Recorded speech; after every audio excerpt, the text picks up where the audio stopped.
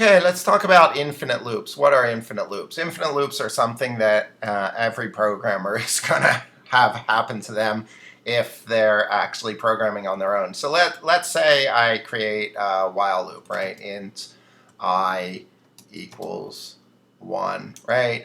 And I create, while I is less than or equal to 10, I want to do something, right? I want to print something else. So,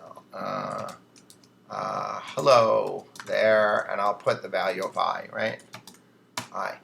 And maybe I have brackets, maybe I don't. It doesn't matter. Okay, so in your mind, you're thinking I'm going to loop through here 10 times, and once it gets above 10, I'm going to kick out of my loop.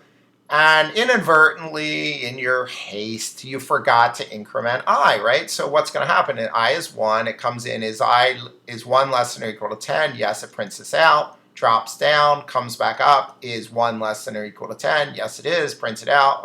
And you can see there's no way this loop's going to end. And computers are really good at things like this because they'll do it forever if you ask it to.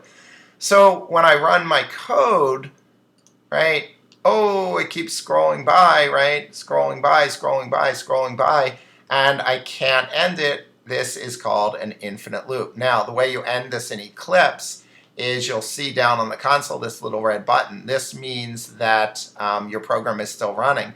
And if you click it, right, now my program stopped, right? Okay, it stopped running, right? Okay. Now, this can happen even without forgetting to increment, right? You might have the wrong check in there, and it's just going to keep going, right? So the way you get out of it is with the little terminate button, which will become red when your program is actually running. When your program isn't running, it's not there.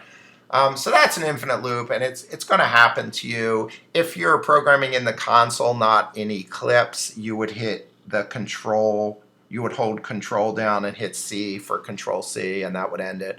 But it is not a big deal to get into an infinite loop as long as you realize how to fix your problem.